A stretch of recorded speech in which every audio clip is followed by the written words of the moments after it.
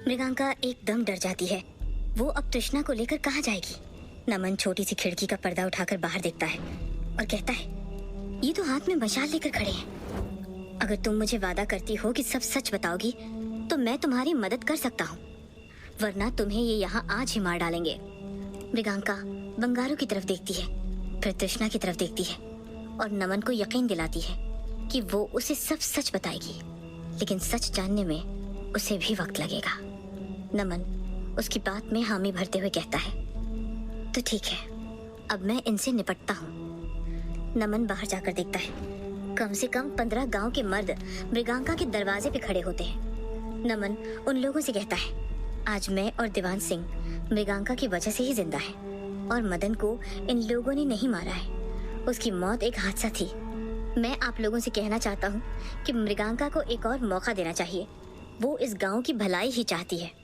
तभी भीड़ में से कोई कहता है, अरे कैसी भलाई, देखा नहीं डायन को घर में पनाह दी है इसने।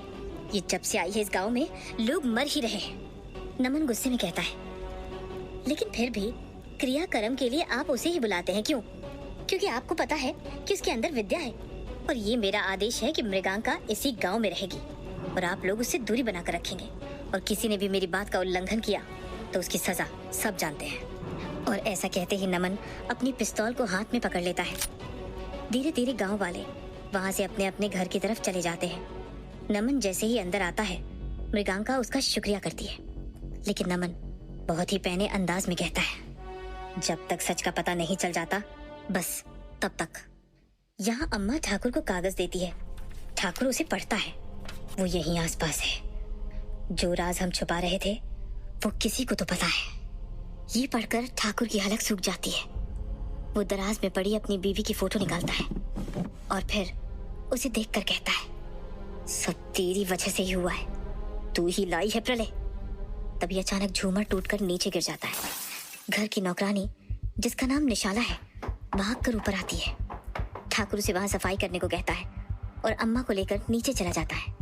निशाला नाम की नौकरानी सफाई कर रही होती है और ठाकुर के जाते ही वो ठाकुराइन की फोटो उठाती है, उसे थोड़ी देर देखती है और दराज में वापस रख देती है। ऐसा लगता है जैसे उसका इस फोटो के साथ या तो कोई रिश्ता है या वो ठाकुराइन को बहुत करीब से जानती थी। दोपहर होने से पहले तृष्णा को मृगांका और बंगारू लेकर जंगल में जाते हैं। मृगांका उसे एक कोने में खड़े होने को कहती है और उसे बताती है, वशीकरण की विद्या सबसे आसान है। बस जिसको वश में करना है उसकी आंखों में देखकर और सीने पे हाथ रखकर ये कहो कि मुझे पता है तेरे भीतर चल क्या रहा है, और फिर तुम उसके जहन की बातें जान सकते हो। नमन खड़ा खड़ा ये सब देख रहा होता है और कहता है, ऐसे थोड़ी होता है। मृगांका उसके पास जाती है और उसके सीने में अपना हाथ रखकर कहती है, पता है मुझे तेरे अंदर क्या चल रहा है। और ऐसा कहते ही नमन के अंदर होती हलचल को वो महसूस करती है और उससे एकदम दूर खड़ी हो जाती है। नमन उसको पूछता है, क्या हुआ, डर गई क्या मुझसे? तो तुझे लगता है कि तेरी माँ के मरने के पीछे तेरा बाप है? नमन ये सुन भौचक्का रह जाता है। उसने तो ये बात अपने जहन से कभी बाहर भी नहीं निकाली थी। बचपन की याद को मृगांका ने कैसे पढ़ लिया? नमन को बचपन में जरूर लगता था कि ठाकुर ने ठाकुराइन को मारा है, क्योंकि ठाकुराइन और ठाकुर की आपस में बहुत लड़ाई होती थी। एक दिन ठाकुर ने उससे में कह दिया था कि मार डालूंगा तुझे, और वो बात नमन ने रट ली। उसने अम्मा और अपने चाचू के सामने भी ये बात जाहिर की थी, और ऐसी बातें तो लोग बच्चा है बोलकर वैसे ही जाने देते हैं। और हॉस्टल जाने के बाद नमन भी ये सब भूल गया। नमन ने इतने सालों में इस बात के बारे में सोचा भी नहीं था। तो मृगांका ने ये क्यों कहा? क्या उसके जहन में मृगांका को इस दृश्य का इतना तरोताजा दिखना किसी बात की तरफ इशारा करता है? क्या नमन अब भी अपने पिता से नफरत करता है, क्योंकि उसको तो कभी पता ही नहीं चल पाया कि उसकी माँ के साथ हुआ क्या था? नमन ये सोच ही रहा था कि वो तृष्णा की ओर देखता है, जो उसे बिना पलक झपकाए देख रही होती है, जैसे वो नमन के जरिए खुद को समझने की कोशिश कर रही हो। मृगांका जैसे ही तृष्णा के पास कुछ कहने को बढ़ती है, उससे पहले ही तृष्णा अपने सीने में हाथ रखकर कहती है, तुम जो भी हो मेरे अंदर, मुझे पता है कि तुम तड़प रही हो। बंगारू और मृगांका हैरानी में तृष्णा को देखते हैं, क्योंकि उसने खुद पर ही वशीकरण विधि का उपयोग किया है, जो आज तक किसी ने करने की हिम्मत भी नहीं की। तृष्णा यहाँ आंखें बंद करती है और ख्याल में अजीब सी जगह पहुंच जाती है, जहाँ सिर्फ उसे एक औरत दिखती है जो नीले रंग की साड़ी पहने हुए है, जो उसके घुटनों तक है। औरत का चेहरा तृष्णा नहीं देख पाती है, लेकिन जब वो अपने पेट में हाथ लगाती है, तृष्णा को समझ आता है कि शायद वो हामिला है। उसे वो सीढ़ी से नीचे की तरफ जाता देखती है, लेकिन ये क्या, सीढ़ियों पर तो तेल गिरा है। तृष्णा चिल्लाती है, रुक जाओ, वहां तेल है, तुम गिर जाओगी, रुक जाओ। मृगांका और बंगारू उसे देख रहे होते हैं। मृगांका तृष्णा को वशीकरण से बाहर लाने के लिए उसके पास बढ़ती है, लेकिन तृष्णा के इर्द गिर्द शक्ति का ऐसा घेरा बनता है कि मृगांका उसे पार ही नहीं कर पाती। तृष्णा यहाँ चिल्ला रही होती है कि सीढ़ी पे पैर मत रखो, वहां तेल गिरा है, लेकिन थोड़ी ही देर में तृष्णा जमीन पे गिर जाती है। बंगारू तृष्णा पर भस्म फेंकता है और वो मृगांका को पकड़कर रोती हुई कहती है, मौसी, उसे जबरदस्ती मारा था, वो सीढ़ी से गिर गई, सबने देखा लेकिन किसी ने बचाया नहीं। बंगारू उससे पूछता है, कैसा था घर, क्या क्या था घर में, याद करके बता। तृष्णा दिमाग पे जोर डालती है और कहती है, उसके बाल बहुत लंबे थे, घर बहुत बड़ा था और घर के बाहर एक बड़ा बगान था। नमन ये सुनकर तृष्णा के पास आता है और पूछता है, आंगन में आम का पेड़ है? मृगांका और बंगारू नमन को चौकस होकर देखते हैं और फिर तृष्णा को देखते हैं। यहाँ ठाकुर अम्मा को लेकर घर के आंगन में बैठता है और नौकर को कहता है कि अम्मा का खाना यहीं लेकर आओ। अम्मा आंगन में बैठ बगान की ओर देख रही होती है, जिसमें वही आम का पेड़ होता है जो तृष्णा ने अभी अभी देखा था। क्या अम्मा के घर से तृष्णा के अंदर शोरगुल मचाती आत्माओं का कोई ताल्लुक था? क्या यही बात अम्मा ठाकुर को बताना चाह रही थी? यहाँ बंगारू नमन को पूछता है कि उसकी हवेली में कौन रहता था। नमन बताता है कि जोधरगढ़ वाली हवेली में छोटे दादू और छोटी अम्मा रहते थे। दोनों के मरने के बाद से वो हवेली खाली पड़ी थी। मृगांका कहती है कि यानी दूसरी आत्मा तेरे घर की है। तृष्णा पूछती है, तो पहली किसकी थी? बंगारू उसे बताता है कि वो 6 आत्माओं में सबसे कमजोर थी, इसीलिए पकड़ में आ गई, लेकिन इसको वश में करने के लिए इसके बारे में जानना बहुत जरूरी है। मृगांका नमन को कहती है, क्या तुम ये पता कर सकते हो?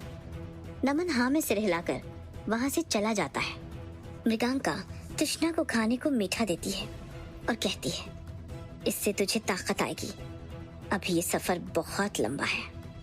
बंगारू मृगांका का तृष्णा के लिए प्यार देखकर कहता है, ये तेरे पास हमेशा के लिए नहीं है। उसकी शक्तियां मेरी और तेरी शक्तियों से बहुत आगे है। खुद का वशीकरण हर कोई नहीं कर पाता, लेकिन इसने किया है मृगांका। आज इसने खुद अपने अंदर के एक साए को पहचाना है। मृगांका बंगारू की बात समझ रही होती है, लेकिन वो तृष्णा को अपनी बच्ची की तरह प्यार करने लगी थी। ऐसा लग रहा है कि उसका दूर जाना शायद वो बर्दाश्त ही नहीं कर पाएगी। दीवान मायापुर वाली हवेली से दूसरी गाड़ी लेकर आता है और कहता है, छोटे ठाकुर अभी निकल चलते हैं ताकि शाम से पहले घर पहुंच जाए। नमन उसकी बात में हामी भरता है और उसको पूछता है, दीवान सिंह तुम हवेली में कितने सालों से हो? दीवान सिंह गाड़ी चलाते हुए उसे बताता है, सारी पुश्तों ने हवेली का ही नमक खाया है। छोटे ठाकुर हमारे दादा आपके दादा की गाड़ी चलाते थे, फिर बाबूजी और अब हम तो बड़े भी हवेली में ही हुए। आपकी बड़ी अम्मा फिलोरी देवी हमको बहुत प्यार से खाना खिलाया करती थी। नमन जो सिर्फ उस छोटी वाली औरत के बारे में जानना चाहता था, उससे पूछता है, कितने लोग रहते थे वहाँ? अब मेरा मतलब जोधरगढ़ में? दीवान थोड़ा सा हैरानी से पूछता है, जोधरगढ़ के बारे में अचानक से आपको क्यों जानना है? नमन बात को टालते हुए कहता है, नहीं, ऐसे ही एक बार कोई पुरानी एल्बम में एक तस्वीर देखी थी, थोड़ी पुरानी और धुंधली थी। दीवान गाड़ी चलाते चलाते पूछता है कि कैसे दिखती थी? नमन बोलता है कि लंबे बाल, नीली साड़ी पहने, और फोटो में वो प्रेग्नेंट थी, यानी पेट से थी। दीवान याद करते हुए कहता है, छोटे ठाकुर ऐसा तो कोई याद नहीं आ रहा है, मैं सोच कर बताता हूँ, हो सकता है तब हम भी बहुत छोटे हो। अरे अम्मा से पूछ लेना, आप, उनको पता होगा। नमन अचानक कहता है, नहीं नहीं, अभी अम्मा को परेशान नहीं कर सकते, उनकी तबीयत भी ठीक नहीं। तुम भी ये बात किसी से भी मत करना। दीवान सिंह हाँ में सिर हिलाता है और जोधरगढ़ की ओर गाड़ी घुमाता है। घर की नौकरानी, जिसका नाम निशाला है, अम्मा के लिए खाना लेकर आती है और कहती है, जल्दी ठीक हो जाओ मालकिन, आपकी आवाज सुने बगैर यहाँ हवेली में मन ही नहीं लगता। और फिर वो खाना रख कर चली जाती है। अम्मा उसका चेहरा देखना चाहती थी लेकिन देख नहीं पाती है। अम्मा ठाकुर से इशारे में पूछती है कि ये कौन है। ठाकुर अम्मा को बताता है कि पास में ही रहती है, यहाँ हवेली की देखरेख के लिए रखा है। निशाला अंदर चली जाती है और रसोई में जाकर अम्मा की चाय में चीनी की जगह कुछ और मिलाती है। कुछ तो रिश्ता है उसका इस घर से, इस घर के लोगों से, जो वो ठाकुर की बीवी की फोटो देखकर उसे सहेजने लगी। अभी बहुत सारे राजों से पर्दा उठना बाकी था। अभी सच की एक भी परत नहीं खुली है। यहाँ मृगांका तृष्णा को लेकर वापस घर में प्रवेश करती है। तृष्णा, जो थोड़ा परेशान होती है, मृगांका को पूछती है, जिस औरत को मैंने देखा था उसे उसके घर वालों ने क्यों मारा होगा मौसी? मृगांका जमीन पे बैठ घुटने पे कोहनी टिकाकर उसे बताती है, लोग बड़े विचित्र तरह के होते हैं। पहले उन्हें औरत चाहिए होती है और फिर उसी औरत को मार पीट कर रखते हैं, यहाँ तक कि मार भी देते हैं। तृष्णा बहुत ही मासूमियत से पूछती है, तुम्हारे घर में भी कोई मरा था? मृगांका उसे बताती है, हाँ, अम्मा, बहन सब मर गए, इसीलिए तो औरतों का क्रियाक्रम कर अपने पाप काट रही हूँ। तृष्णा फिर मृगांका को पूछती है, क्या मेरे भी घर में ऐसा हुआ होगा मौसी? तुम मेरी माँ को जानती थी, वो भी मर गई। मृगांका तृष्णा के मासूम सवाल सुनकर भावुक हो जाती है और कहती है, तू कौन है, कहाँ से आई है? मुझे नहीं पता, लेकिन मैं जिस दिन तुझे घर लाई थी तब से अपनी बेटी जैसे पाला है। हाँ, तेरे साथ मेरा बर्ताव थोड़ा सख्त जरूर था, लेकिन मुझे लगा कि मैं तुझे सब आने वाली मुसीबतों से बचा रही हूँ। तृष्णा मृगांका की गोद में सिर रखती है और कहती है, पता है, जब बंगारू ने कहा कि कोई ऐसी चीज याद करूं जिससे मुझे खुशी मिलती है, तो मुझे बस तुम दिखी मौसी। मैं तुम्हें छोड़कर कहीं नहीं जाऊंगी। यहाँ मृगांका और तृष्णा का रिश्ता और गहरा हो रहा होता है। वहीं दूसरी तरफ नमन अपनों को लेकर ही सवालों के बीच में उलझ गया होता है। वो जोधरगढ़ की हवेली में बने एक पुराने कमरे को खोलता है, जहाँ धूल मकड़ी के जालों में लिपटी बहुत सारी पुरानी चीजें उसे मिलती हैं। पुराने जमाने की पोशाकें, कुछ पुरानी तस्वीरें। वो तस्वीरों को उठाकर देखने लगता है। दूसरी तरफ से निशाला खाने के लिए नमन को बुलाने उसके कमरे की तरफ बढ़ रही होती है। नमन को उन 10-20 पुरानी फोटो में वही औरत की फोटो भी मिलती है। नीली साड़ी, लंबे बाल, हाथ की बाह तक भरे कंगन। वो खुद से कहता है, ये तो वही है जिसका जिक्र तृष्णा ने किया था। वो फोटो के साथ कुछ और भी ढूंढने की कोशिश करता है। जब उसे ऐसा प्रतीत होता है कि उसके पीछे कोई है, नमन एकदम डर जाता है। वो उसके पास में रखे टूटे हुए मेज की डंडी उठाता है। तभी पीछे से आवाज आती है, ये दीवान सिंह क्या बता रहा है? नमन पीछे मुड़ता है और देखता है कि ठाकुर उसके सामने खड़ा है। नमन फोटो को जीन्स के पीछे की जेब में रखते हुए थोड़ा हकलाकर कहता है, क्या क्या बताया दीवान सिंह ने? कि यही तुम पर किसी ने हमला किया और फिर गाड़ी पोल से टकरा गई। नमन मन में सोचता है कि अच्छा हुआ दीवान ने पूरी बात डैड को नहीं बताई। नमन ठाकुर से कहता है, हाँ, अगर मृगांका ने हमें ना बचाया होता तो न जाने क्या हो जाता। आप खुद ही सोचिए, इसके बाद मैं कैसे उसे मार सकता था। उसको थोड़ा वक्त दिया है, वो जल्द ही मायापुर गांव छोड़कर चली जाएगी। ठाकुर की आंख में पानी भर आता है। वो नमन को गले से लगाता है और कहता है, अगर तुझे भी कुछ हो जाता तो? बेटी को तो पहले ही खो चुका हूं, लेकिन अब तुझे। ठाकुर आगे कुछ नहीं बोल पाता। नमन बाप को भरोसा दिलाते हुए कहता है कि मुझे कुछ नहीं होगा, किसी को कुछ नहीं होगा। तभी निशाला दरवाजे पे हल्का सा खटखटाती है और कहती है, वो खाना लग गया है जी। ठाकुर और नमन खाने वाले कमरे की तरफ बढ़ते हैं और नौकरानी कमरे के दरवाजे में कुंडा लगाती है और उसी वक्त उसका दुपट्टा कुंडे में अटकता है और सिर से नीचे गिर जाता है। उसके बाल खुल जाते हैं। उसके बाल पैरों तक थे, ठीक उस फोटो वाली औरत की तरह। वो बालों को लेकर ऊपर बांधती है और चुन्नी से सर और मुंह ढक लेती है। उसका चेहरा अब भी नहीं दिख पाता है, लेकिन ये नौकरानी है कौन? इसके बाल उस फोटो वाली औरत की तरह क्यों है?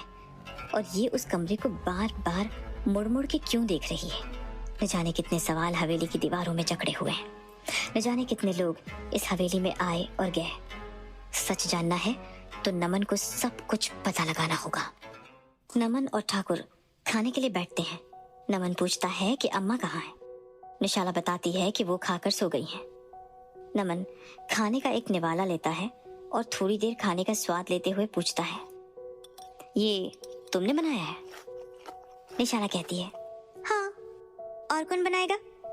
इस हवेली को अपना घर समझू मैं, इसलिए बनाओ भी प्यार से। और ये कहते हुए वो एक थाली लगाकर दीवान सिंह के लिए लेकर जाती है। उधर मृगांका कृष्णा के बिस्तर के पास बैठी होती है और उसे कहती है, बंगारू पास वाली कुटिया में ही है, तू घबराना मत, आज एक बड़ा पड़ाव पार किया है तूने। कृष्णा फिर पूछती है, कहीं मेरे अंदर की सारी आत्माएं मेरे सहारे कुछ कहना तो नहीं चाह रही है मौसी? मृगांका तृष्णा को कहती है, सो जा, कुछ भी मत सोच। और उसके बिस्तर के चारों ओर भस्म की रेखा खींच बाहर आ जाती है। वो घर को बाहर से बंद कर बंगारू की कुटिया में जाती है। बंगारू चिंतित हो कुटिया में चल रहा होता है। मृगांका उसको पूछती है, क्या हुआ, तू परेशान क्यों है? आज तो सब ठीक से हुआ है।